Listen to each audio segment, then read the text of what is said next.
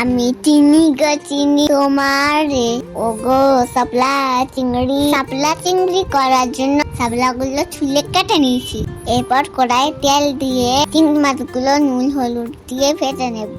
এরপর ওই তেলেতেই কালো জিরে শুকনো লঙ্কা ফোড়ন দিয়ে কেটে রাখা পেঁয়াজগুলো দিয়ে দেব।